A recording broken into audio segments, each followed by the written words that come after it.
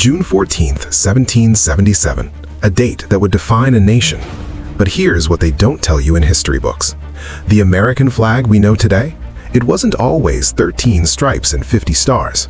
There was a moment, one single day, when everything changed. When a piece of cloth became a symbol powerful enough to unite millions, to inspire revolutions across the globe, and to make men willing to die for what it represented. This is the story of that transformation. America in 1776 was chaos. 13 colonies, 13 different identities, 13 separate flags flying over a fractured rebellion.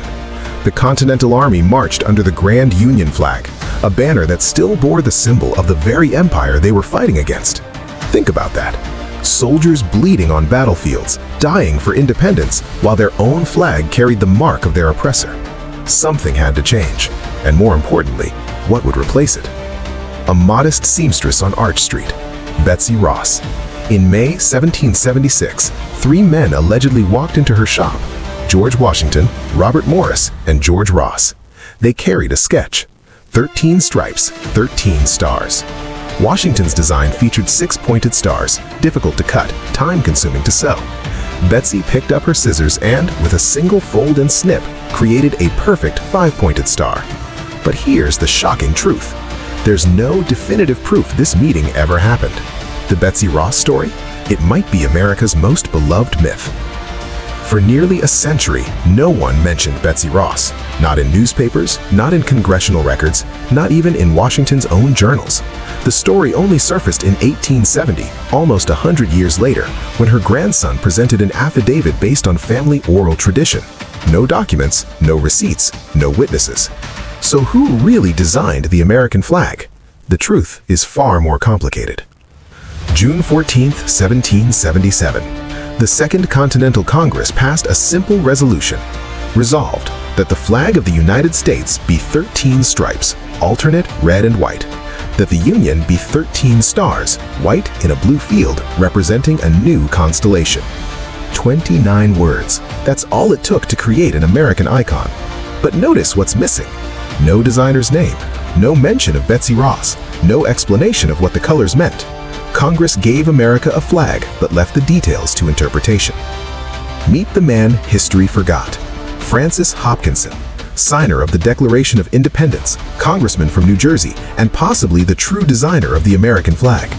In 1780, Hopkinson sent a bill to Congress requesting payment for designing the flag. His fee? A quarter cask of wine. Congress refused to pay, claiming many people had contributed to the design. Hopkinson died in 1891, never receiving recognition. His name disappeared from popular history, overshadowed by a story that emerged 8 decades after the fact. September 11th, 1777, the Battle of Brandywine. Just 3 months after the flag's official adoption, it flew over American troops in combat for the first time. But the Americans lost that day. Yet, something remarkable happened. The soldiers didn't abandon their symbol. They carried it through retreat, through the brutal winter at Valley Forge, through years of desperate fighting. The flag wasn't just about winning, it was about enduring. That piece of fabric became a promise: we will survive this. Red, white, and blue. Everyone knows these colors. But here's what most people don't know.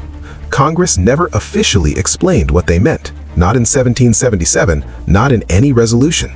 The meaning we know today came later, in 1782. Perhaps the original designers understood that symbols gain power not from what their creators intend, but from what people believe they represent. The flag didn't stop changing on June 14, 1777. Every time a new state joined the Union, the flag transformed. 27 official versions have existed throughout history. The current design, 50 stars, 13 stripes, has been in use since 1960. But it won't be the last. That's the beauty of it. The flag isn't frozen in history. It's alive, still evolving, still becoming. It's just cloth, just colors and stars and stripes. So why do people weep when they see it raised? Why do veterans cradle it at funerals? Why do immigrants cry when they become citizens beneath it? Because somewhere between 1777 and today, that piece of fabric absorbed every sacrifice, every hope, every promise America ever made to itself. The flag doesn't just represent America. It represents the idea that people can create their own destiny. So who really designed the American flag? After centuries of research, historians still debate. Betsy Ross remains the popular answer. Francis Hopkinson has the documentary evidence. Perhaps the truth is that no single person designed it. Perhaps the American flag, like America itself, was a collaboration, messy, disputed, impossible to attribute to one source. Maybe that's exactly as it should be. June 14, 1777, the day everything changed. Or did it? Maybe the flag didn't change on a single day. Maybe it changes every day.